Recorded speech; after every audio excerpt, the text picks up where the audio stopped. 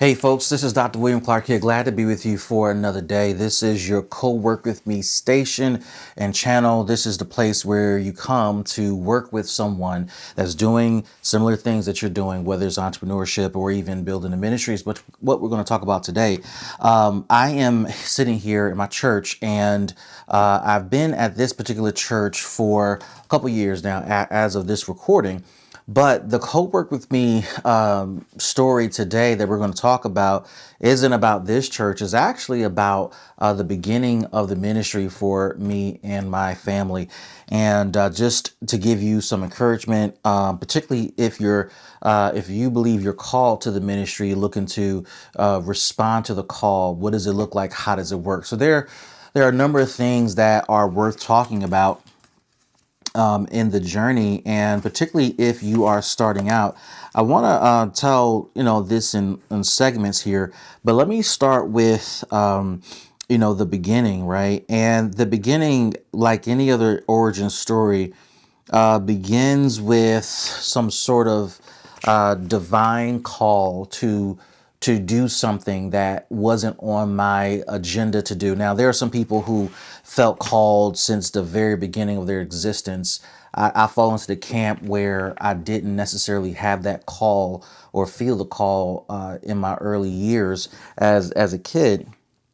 But what I will say is I do fall into the camp of being a kid who was around church, in church since I was conceived, right? My dad was an elder in the church. My mom was a long time member of the church and an organist. And of course, as they got married, and they built their life together, they got deeper into the church. And my dad ran, the administration of the church, the finances of the church, youth ministry, and other things. And so that became the life that me, my parents, my brother lived. And I think it informed kind of my worldview and how I showed up in the world and how I show up in the world today. It did not translate into early years of ministry for me. So then the origin story shows up when I'm traveling back to Philadelphia after staying in Connecticut for about 6 months. And as I'm leaving Connecticut state lines going into New York, heard the Lord say, "You're going to come back here to do ministry." Now, my time in Connecticut was not bad. It just wasn't exciting. I was young, and it's Connecticut. And so that's not the place where you say, "Hey, let's get married," because I was dating my wife and I was getting ready to propose to her. This is not the place where you say, "Hey, let's get married and move to Connecticut." Now, it's a great place to raise kids. Obviously, this is home for me now, and I absolutely love it. But that was not my reality as a young man. So I did not, believe what I heard, essentially. But what ended up happening is that word stayed on my heart forever and a day. And I ended up telling my pastor this shortly after getting back home and moving back home. And he said, okay, but what he did several months later was open the door for me to preach my first sermon. Growing up in the church that I grew up in, that was not normal, right? There was like this process where you had to earn the calling by faithfulness. That's the way it primarily was presented. That's the way it primarily felt. And if you opened your mouth and said, the Lord, I believe the Lord may be calling me here. Can you guide me? You weren't necessarily guided or encouraged. But my pastor, opened that door. And from there, it just, for me, exploded in micro ways that had deep impact for me. So for me, and what I'll leave you with in this segment is that micro opportunities that somebody may consider micro or tiny or small are actually huge opportunities for you. And for me, my first sermon was a big deal. And then the second and the third and the fourth, and it just kept coming and coming.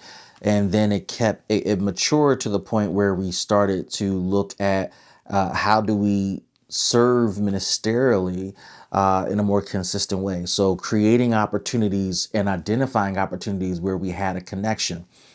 And the connection that I found and discovered was my life experiences where I almost experienced homelessness, and it just rocked my world. It opened my eyes to the needs of others, particularly men. It showed me what can happen in life. We're just one paycheck, one fire, one calamity, one domestic violence, one disaster away from being homeless. It's not always the extreme cases, right, that most people think about, particularly in bigger cities. It's these moments in life that can just lead to just a shift in your life that's totally unexpected. And that, I believe, is where the ministry really started for me. The pulpit ministry was awesome, right? And as an associate minister, not an associate pastor, not even an ordained elder in my church, as an associate minister, I was doing 60 sermons a year. And part the math works out because I went to a Pentecostal church, a holiness church that had 3 services a week. No, 4 services a week. So Monday, that was Sunday morning, Sunday evening, Tuesday, and Thursday. And any given time, you could be assigned to preach, right? And so because we had ample enough services, of course, we had a roster of preachers. The spread the wealth, right? And in other churches that may not have that philosophy or church service structure, your associate ministers or your associate pastors might preach a sermon or two a year, and a keyword might. And so I had, the gift, what may be been have viewed as a micro opportunity to preach on a Tuesday or Thursday night. That was a gift. That was an open door. It changed everything. So between the pulpit ministry, which was cool, but then the homeless ministry where we were outreaching, doing Bible study, discipleship, it was transformative. If you're looking to begin somewhere, particularly in this session today or this video today about ministry, start with what you have and where you are. You can romanticize these big moments, these big platforms, and that's cool. Or you can look at what's reality for you and look at the doors that are open to you, whether it's by proxy of relationship or by proxy of the experiences God is taking you through, and start to uncover, discover, unpack what God has already laid out for you. We'll leave it there, right? That's the origin story. That's the beginning. We're going to conclude the video just talking about what it takes to launch something, right? Particularly when you don't have all the resources, you don't have all the teams. What strategy did I use? I want to share that with you in the next segment.